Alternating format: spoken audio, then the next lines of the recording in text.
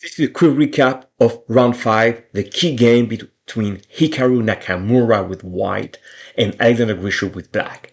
So they played one game before in the tournament, and now Hikaru has a white pieces.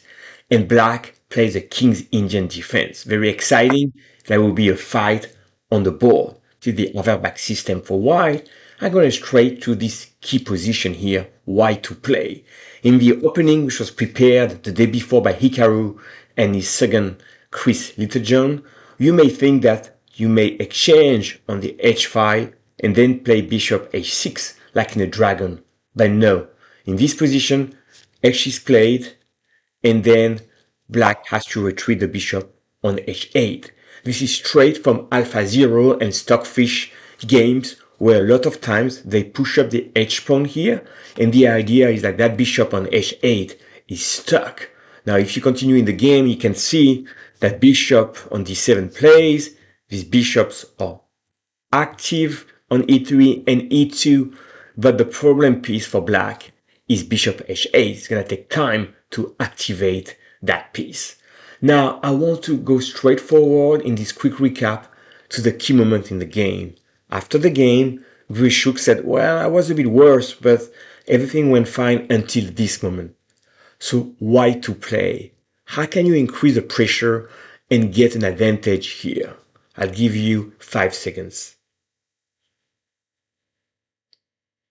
The brilliant move played by Hikaru, showing his class, is bishop c1.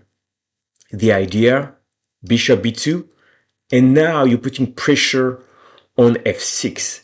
And if that pawn would take on g5, which is possible, then you can come here or here, and that sounds a bad idea for the black king. So the game continued. It wasn't game over yet, but clearly white has pressure. And here, black had to wait, but under pressure with little time on the clock, Grischuk took on g5, queen c3, and now this bishop on b2 and the queen, that's a battery, threatening checkmate here.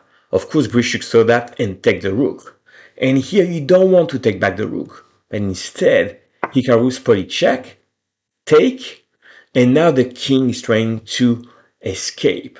Now here, very important, Hikaru took on g6. He was very cautious there, because if you take back the rook, which is a logical move, check here, and now the queen attacks here. You don't want to give counterplay to black. So here, queen g6, king e7, and Hikaru takes another pawn with check. Now, once again, if you take on f1, check, and the queen invades the white side. So in this position check, Grischuk had to try king d7. You would win with white with the following key move. Queen check here.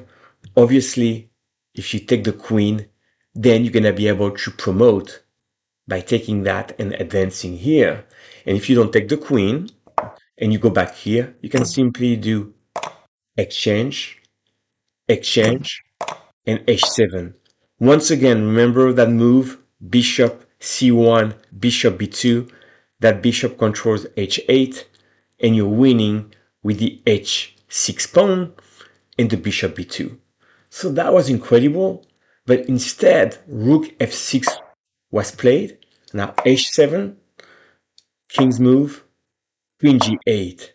And no matter what, let's say if you try check here, the king moves here, there's no more checks here, and next move will be to, let's say, take the queen if the rook moves, or if you don't do anything, I'm going to promote in h8.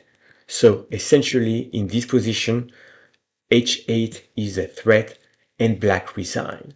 So to sum up, h6 first, pushing the bishop, and then in this position, playing bishop c1, bishop b2 next, with pressure on the diagonal. So it was a very well played game by Hikaru. He deserves a win. If he doesn't lose tomorrow against Esipenko, he will qualify for the next stage in a knockout phase of the Grand Prix in Berlin. Thank you for watching.